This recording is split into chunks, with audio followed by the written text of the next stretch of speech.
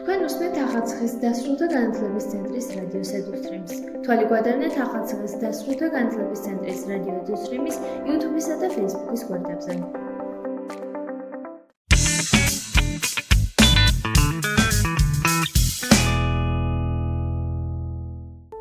დღევანდელ გადაცემაში მოისმენთ რუბრიკას გაიცანი მესხეთი.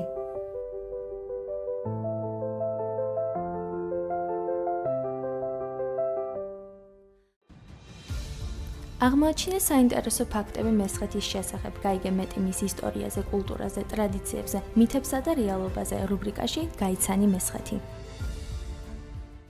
მოგესალმებით, მე ვარ ნაზი ბალახაშვილი, რუბრიკით გაიცანი მესხეთი. დღევანდელი ჩვენი გადაცემის თემაა მესხეთის ენდემური სამკურნალო მცენარეები. დღეს მე ვიმყოფები ქალაქ ახალციხეში, კოლეჯ ოპიზარში, 412 აუდიტორიაში, სადაც ხორციელდება სამკურნალო მცენარეების მოვლა, მოყვანა, დამზადების პროგრამა. ჩვენი გადაცემის სტუმარი კი არის ქალბატონი ლინა გიორგაძე, რომელიც არის ამ პროგრამის ხელმძღვანელი, კვალიფიკაციით არის აგროინჟინერი, სამკურნალო მცენარეების მოყვანა, მოვლა, დამზადების ექსპერტი და ტრენერი.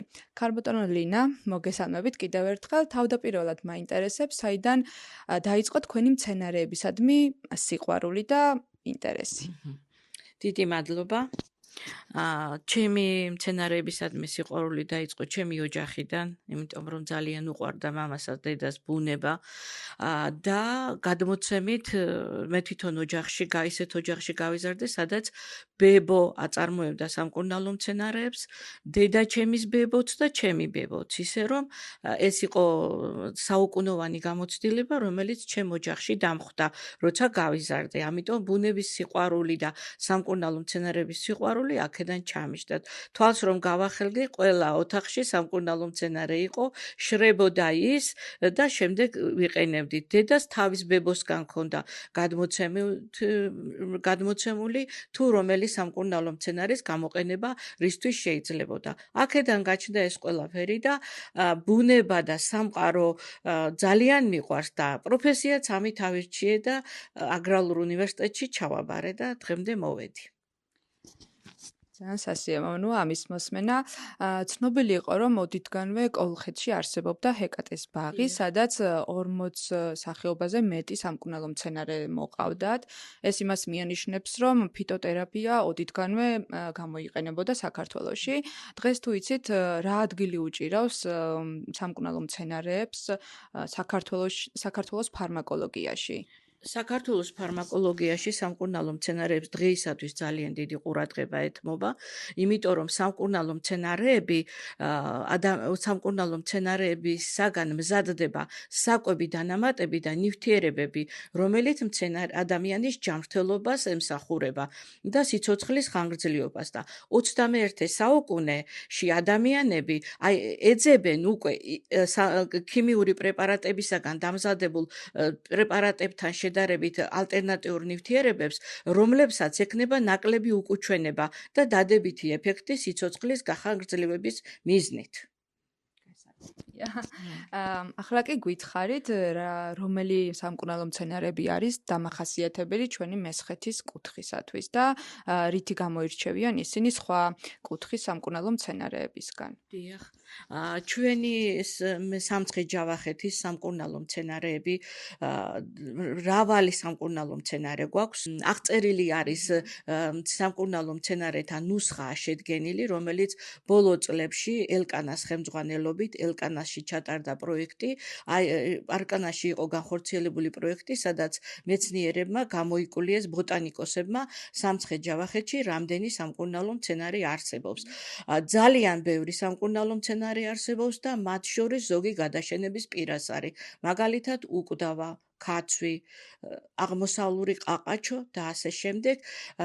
მრავალფეროვანია ჩვენი სამცხე-ჯავახეთის სამკურნალო მცენარეები და მთავარი მნიშვნელოვანი ის არის, რომ მათი ქიმიური შემადგენლობა უფრო ეფექტურია, ვიდრე სხვა კუთხეში გავრცელებული სამკურნალო მცენარეთა ქიმიური შემადგენლობა.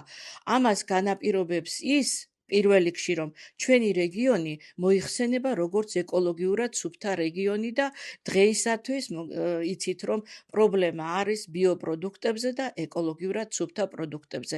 ამიტომ მნიშვნელოვანია ჩვენი რეგიონი. საკებია.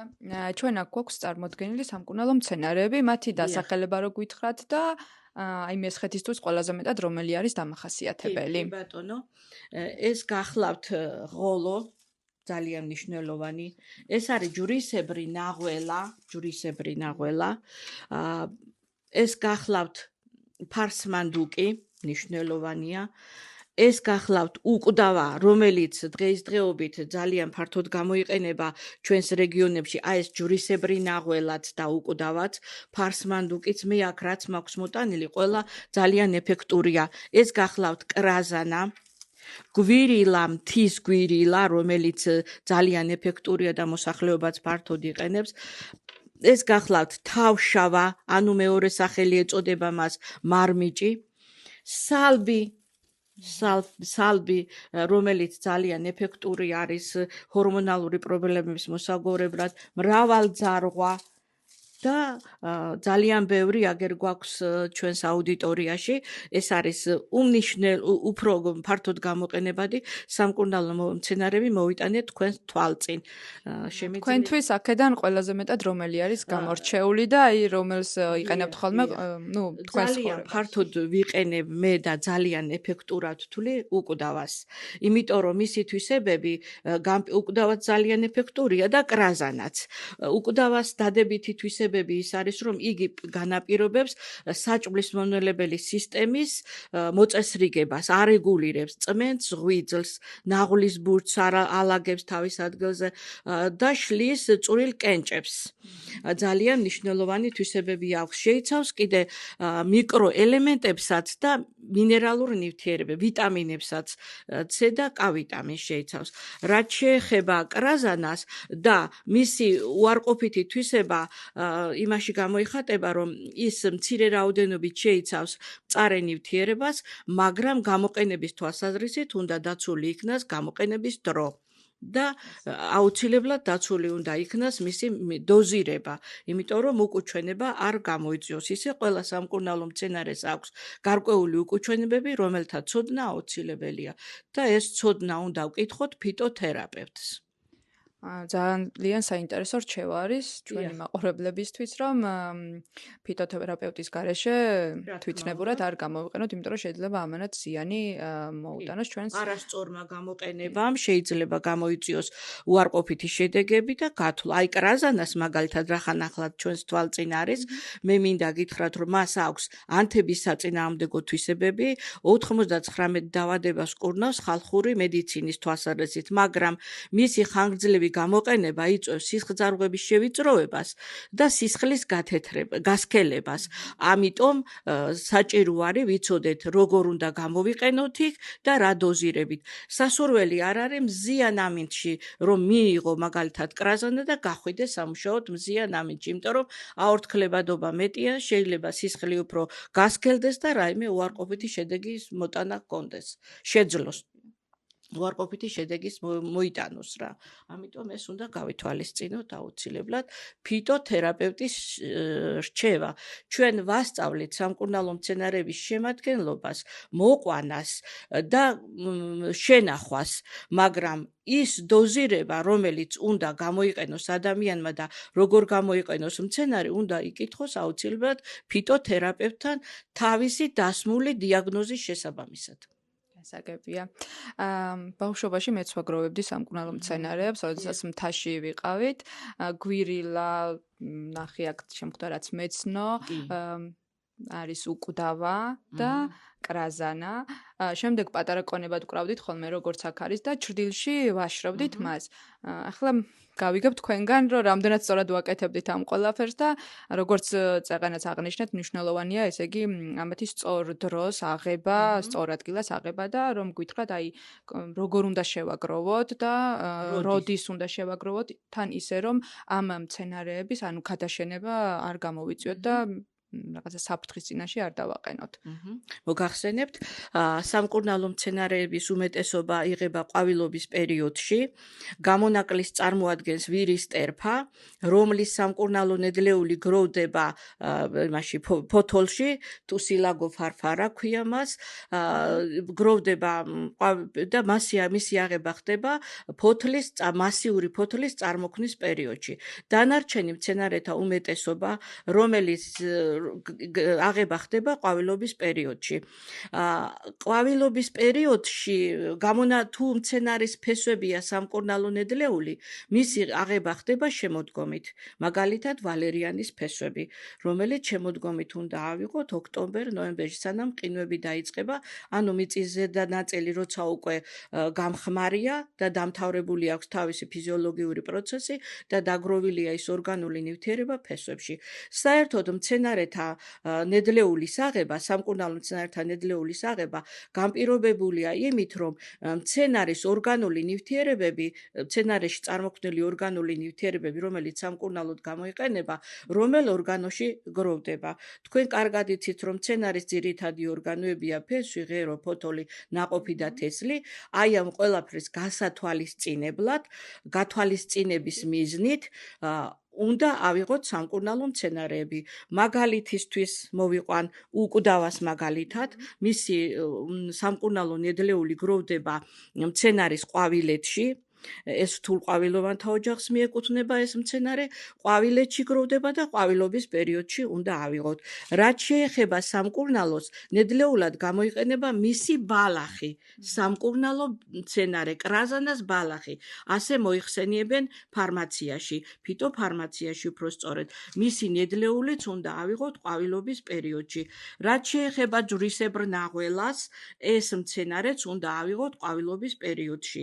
აი ამ შემთხვევაში ხაზს გაუსვამ, რომ ჯვრისებრი ნაღველას ნედლეული არის ფესვებით და მიწისზედა ნაწილით.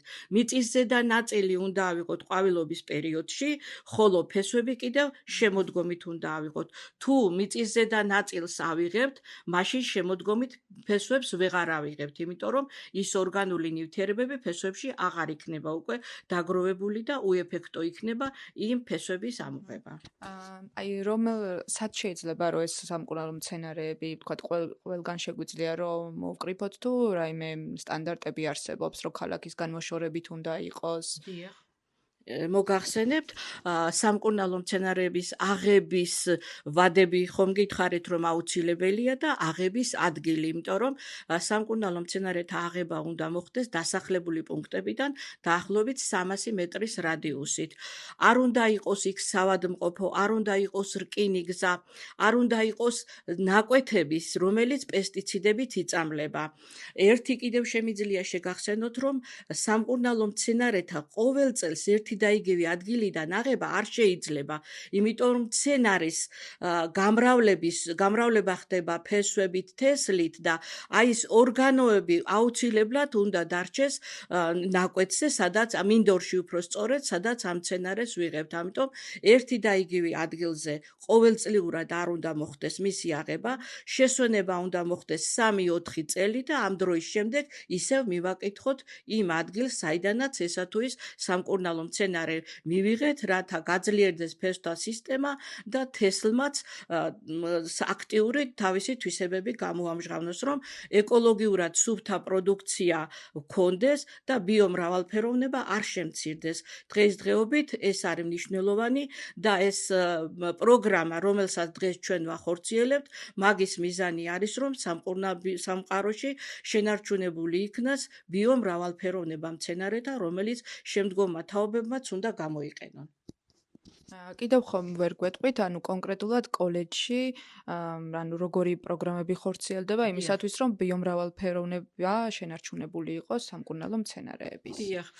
აქ ხორციელდება ჩვენთან სამკურნალო მცენარეების შენარჩუნების მიზნით სატყეო საქმე, ასეთი პროგრამა გვაქვს, სადაც მოგეხსენებათ, რომ სამკურნალო მცენარეები 3 ჯგუფად იყოფა, ეს არის ბალახები, ბუჩქები და ხემცენარეები, ამიტომ ამ პროგრამასაც დიდი როლი აკისრია ბიომრავალფეროვნების შენარჩუნებაში. ნაკვეთი თუ აქვს კოლეჯს, სადაც ეს სამკურნალო მცენარეები მოგყავთ, თუ თქვენი მოსწავლეები, ანუ სტუდენტები პრაქტიკულ ნაწილს, ანუ სადგატიან საველე გასვლა გაქვთ თუ ადგილზეც გაქვთ რაიმე მოგახსენებთ, ნაკვეთი? კოლეჯს აქვს თავისი სადემონსტრაციო ნაკვეთი, რომელსაც ყოველწლიურად ვამუშავებთ სტუდენტებთან ერთად, ვრგავ და ვთესავ გარკვეულ სამკურნალო მცენარეებს, რომლის მოყვანის საშუალებაც გვაქვს და პრაქტიკული მეცადინეობები კეთდება მინდორში და მესამე რაც გვაქვს უკვე საპრაქტიკული მეცადინეობების გასატარებლად, ეს გახლავთ საბარგო სადგურში არის გეოფლაუერი, სამკურნალო მცენარეთა საშრობი, სადაც მიყვავს სტუდენტები და იქ სწავლობენ, როგორ უნდა მოხდეს სამკურნალო მცენარეთა შრობა და შენახვა მათი, იმიტომ რომ შენახვის პირობების გათვალისწინებაც აუცილებელია, იმიტომ რომ იქ უნდა იყოს დეზინფექცია, არ უნდა იყოს მღრღნელები და სხვა ისეთი ნივთიერებები, რომლის შეთვისებაც შეიძლება სამკურნალო მცენარეს და ჯანმრთელობისათვის უარყოფითი შედეგის მოტანა შეიძლება. გასაგებია. კიდევ ერთი კითხვა, საინტერესო არის, რომ მხოლოდ ბუნებაში მოძიებული ანუ მცენარეები ითვლება სამკურნალო მცენარეებად, თუ შეგვიძლია რომ კულტურაშიც მოვიყვანოთ და სამკურნალოდ გამოვიყენოთ. დიახ. ჩვენ შეგვიძლია კულტურაშიც გამოვიყენოთ მცენარეები, იმიტომ რომ ყველა მცენარის მოძებნა, რა თქმა უნდა, ყველა რეგიონის მიხედვით შეუძლებელია, ძალიან მნიშვნელოვანია მაგალითად პიტნა, რომელიც ნაკვეთებში მოყვავს, ანუ კულტურაშია შემოტანილი, ასეთი ფრაზა არსებობს. ძალიან ფართო გამოყენება აქვს მაგალითად ბარამბოს, იმიტომ რომ ისიც ყველგან ვერ ხვდება, იმიტომ რომ მას ტყისპირა ადგილები უყვარს და ყველგან არ არის მისი საშუალება, მაგრამ მოყვანა ნაკვეთებში აუცილებლად შეგვიძლია. ძალიან მნიშვნელოვანი არის კატაბალახა, რომელიც ფართოდ გამოიყენება დღესდღეობით და მეც მომყავს ეს კი დამამშვიდებელი თვისება, სისხლის მიმოქცევას, სისხლძარღვებს აფართოებს და თავის ტკივილს და გარკვეულ სპაზმებს ხსნის და მნიშვნელოვანია კატაბალახა. აი ეს კულტურები, რაც ჩამოგითვალეთ მე, რომელიც სამკურნალოდ გამოიყენება, არ არის ძნელი მოსაყვანი და ჩვენს გარემოს კარგად ეთვისება. ჩემი პრაქტიკული გამოცდილებიდან შემიძლიათ გირჩიოთ, რომ ეს მცენარეები შეიძლება მოიყვანოთ და გამოიყენოთ თქვენთვის. სასურველი არის ყველა ადამიანს დაახლოებით 1-5 სამკურნალო მცენარე მაინც უნდა ჰქონდეს ეზოში, რომ პირადად დაუშვათ აღარ წავიდეს სადმე და ეკოლოგიურად სუფთა პროდუქცია მოიყვანოს. ერთ-ერთი მნიშვნელოვანი მრავალძარღვაც არის ამ ჩამონათვალთან შედარებით, რომელიც შეუძლიათ მიამატონ თავიანთ ნაკვეთებს, გამოიყენონ და მიიღონ დადებითი თვისებები ამ სამკურნალო მცენარეებიდან, რომელიც იქვე გვერდით ექნებათ და დადებითი შედეგის მოტანა შეუძლიათ მათ. თქვენი ცოდნა რო გაგვიზიაროთ, როგორ უნდა შევინახოთ იქ სახლში ჩვენ ეზოში რომ მოვიყვანთ ამ სამკურნალო მცენარეებს, როგორ შევინახოთ ისე რომ მათ არ დაკარგონ ეს სამკურნალო ღირებულებები და თვისებები. გახსენებთ, რატომ ჩვენი სამკურნალო მცენარეებს ჯერ ერთ ისეთ ადგილას უნდა დავრგოთ და მოვიყვანოთ, სადაც პესტიციდების გამოყენება არ უნდა მოხდეს. იმიტომ რომ ეს არის უარყოფითი შედეგის მომტანი, ის უკვე სამკურნალოდ აღარ იცვლება, იმიტომ რომ მცენარე თავისთავად ითვისებს ამ ყველაფერს და ცუდი შედეგის მომტანი იქნება. ეს სამკურნალო მცენარეები, რა თქმა უნდა ვიცოდეთ, როდის უნდა ავიღოთ. მაგალითად, ერთ მაგალითს გეტყვით, პიტნა მაგალითად ეზოში, ყველას ეზოშია, ის ყვავილობამდე უნდა იქნას აღებული. მის ნედლეულ წარმოადგენს პიტნის ფოთოლი, იმიტომ რომ მის შემადგენლობაში შედის დიდი რაოდენობით ეთერზეთი, მთრიმლავი ნივთიერებები, რომლებიცაც დიდი მნიშვნელობა აქვს სისხლის მიმოქცევის რეგულირებისათვის, საჭმლის მონელების პროცესის დალაგებისათვის. ის ყვავილობამდე უნდა იქნას აღებული, გაირეცხოს, გაშრეს და შენახული უნდა იქნას ისეთ ადგილას, სადაც არ მოხვდება სინათლე და არ იქნებიან მაგალითად მავნებლები, რომელიც დააზიანებენ მის ფოთოლს. და შრობა უნდა მოხდეს ჩრდილში, არავითარ შემთხვევაში მზის ზედამზესთან შეხებაში არ უნდა დალაგდეს ეს სამკურნალო მცენარეები, რათა არ აორთქლდეს ის მნიშვნელოვანი ეთერზეთი, რომლითაც მდიდარია ჩვენი მცენარე პიტნა. მადლობა დიდი ამ რჩევებს გავითვალისწინებთ მეც და ჩვენი მაყურებელიც იმედია.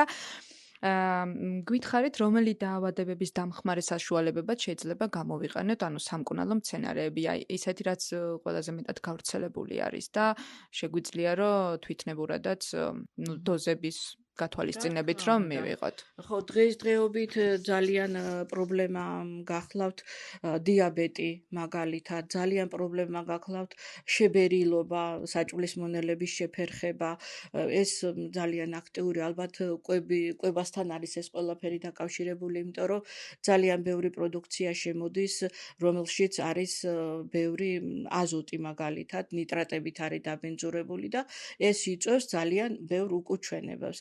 ძალიან კარგი იქნება მაგალითად თავშავას გამოყენება, იმიტომ რომ საჭმლის მონელებასაც ალაგებს, ნერვულ სისტემასაც ამშვიდებს ძალიან მრავალძარღვა, აი აგერ გახლავთ მრავალძარღვა, რომელიცაც ძალიან ეფექტური ეგეც საჭმლის მონელებას ალაგებს, ორგანულ მჟავეებს შეიცავს, მთრიმლავ ნივთიერებებს, C და K ვიტამინებს შეიცავს, რომელიც სისხლსაც ათხელებს და საჭმლის შებერილობასაც ამცირებს.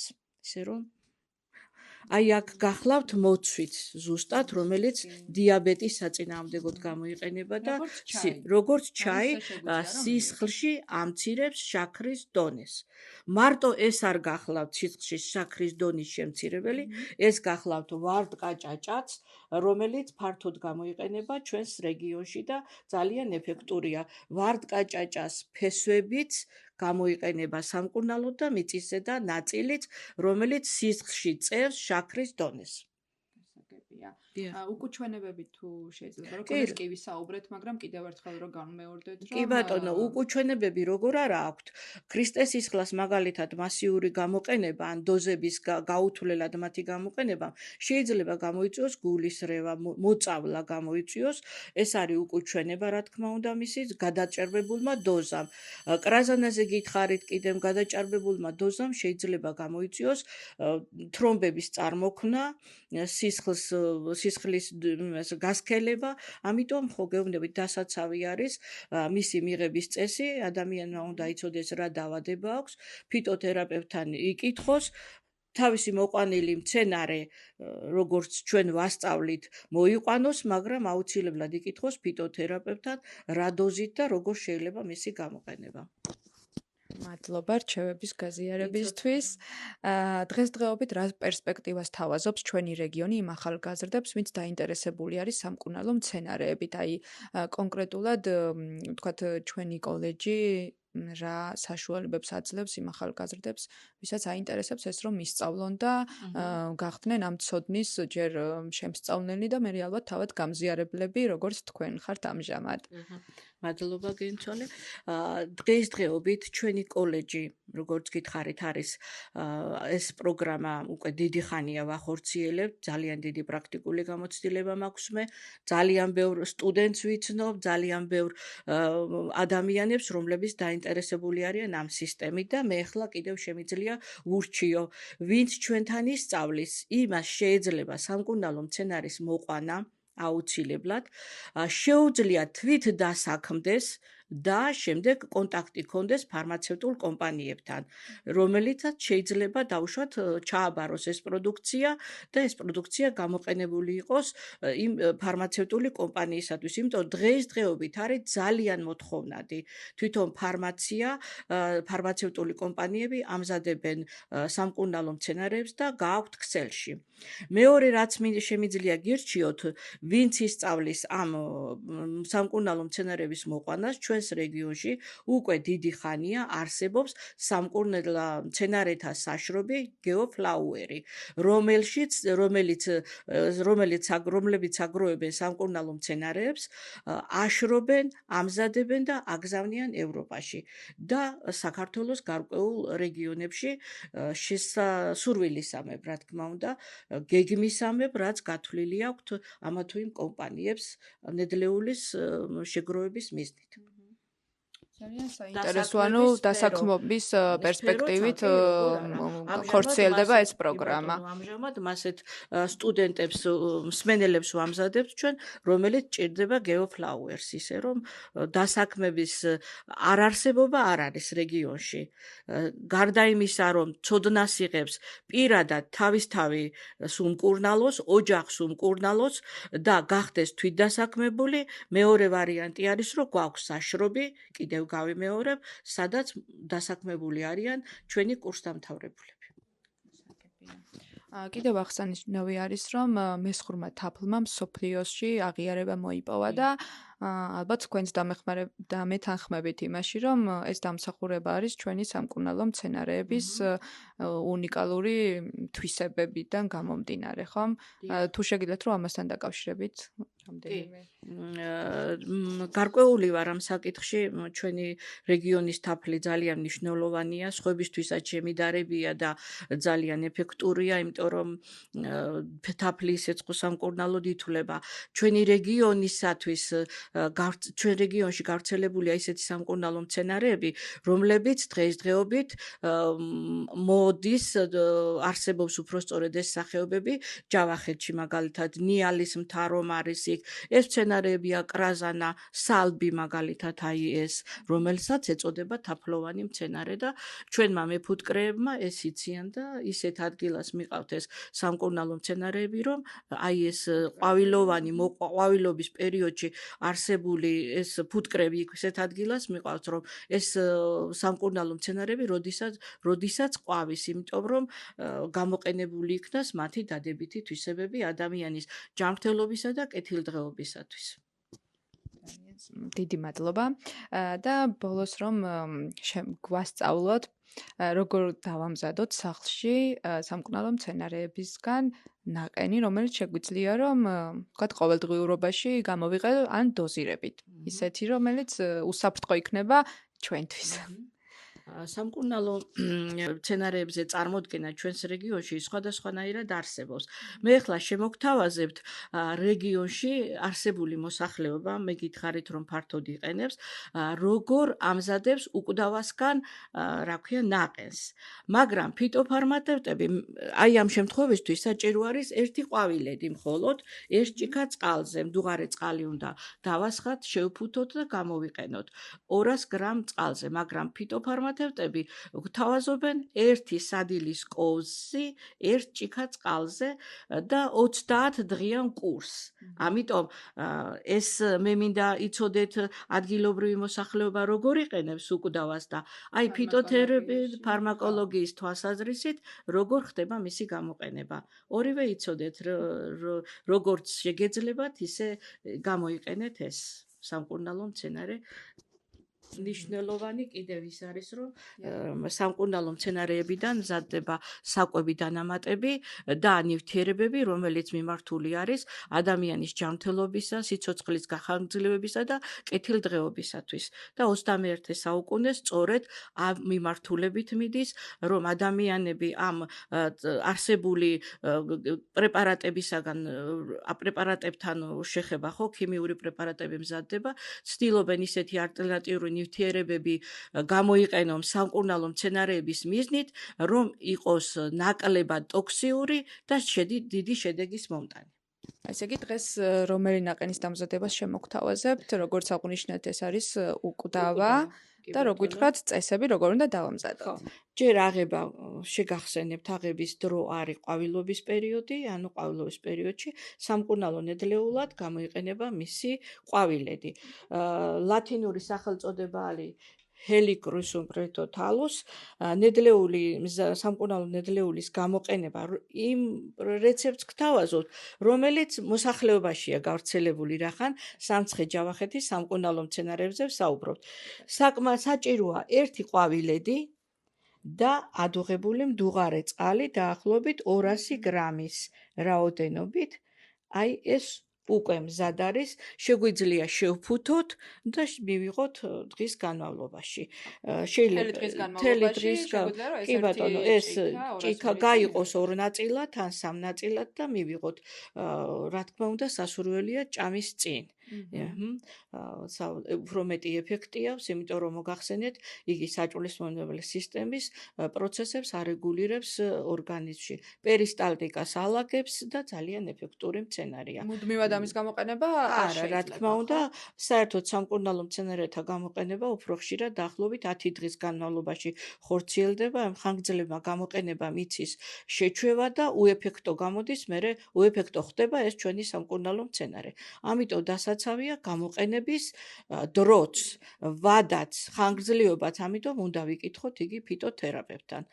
ეს ალბათ ზრდასრულებისთვის არის მიზანში. რა თქმა უნდა, დასრულებისთვის და ეს არის ხალხში გავრცელებული რეცეპტი, რაც მე შემოგთავაზეთ. ძალიან დიდი მადლობა ამ რეცეპტის გაზიარებისთვისაც. საბოლოოდ ძალიან დიდ მადლობას გეტყვით, რომ დაინტერესებული ხართ ამ საქმით, ეს არის თქვენი პროფესია და რაც ყველაზე მნიშვნელოვანია, ამ ცოდნას უზიარებთ მომავალ თაობას. როგორც თქვენ შემთხვევაში მოხდა, რომ თქვენმა წინაპრებმა გაგიზიარეს თქვენ და დღემდე შეინარჩუნეთ ეს ცოდნა და გადასცემთ სხვებს, ისე იქნება მომავალი თაობაც და ნამდვილად ეს ჩვენი ტრადიცია არ დაიკარგება. მადლობა კიდევ ერთხელ. დიდი მადლობა გენცვალე, მე ვცდილობ დღესდღეობით კიდე გავიღრმავო ცოდნა ამ სამკურნალო მცენარეებთან დაკავშირებით, ჩართული ვარ ამ პროცესში უკვე ჯერ ხო წლებია და აიხლაც ვცდილობ ამას, გავაგრძელე სწავლა დოქტორანტურაში აგრარული მიმართულებით და ვაპირებ მუშაობას სანამ შემეძლება რა, ასე რომ ვთქვათ, რომ ჩემი გამოცდილება გაუზიარო კიდევ მსმენელებს, სტუდენტებს და გამოვიყენო ჩემთვისაც. რომ მივიღო დადებითი შედეგი და ხანგრძლივად დიდხანს ვიცოცხლო, ასე რომ ვთქვათ. დავეხმარო ჩემი ოჯახის წევრებს, ჩემს ახლობლებს და გარემოცვაში ვინც დაინტერესდება, ყველას გაუწლიო გარკვეული კონსულტაციები.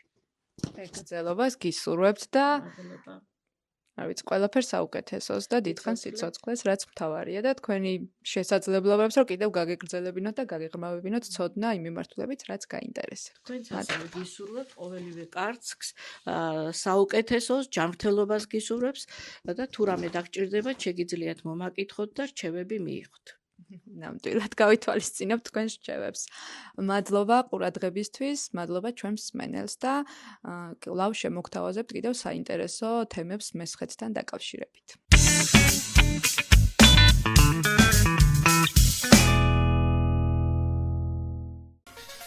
გადაცემა მომზადებულია ახალციხის დასრულთა განათლების ცენტრის მიერ პროექტის რადიოს ძალის ფარგლებში. რადიო ფუნქციონირებს გერმანიის საგარეო საქმეთა სამინისტროსა და დილების საერთაშორისო მხარდაჭერით. თვალე გვადევნეთ ახალციხის დასრულთა განათლების ცენტრის რადიო უსტრიმის YouTube-სა და Facebook-ის გვერდებზე.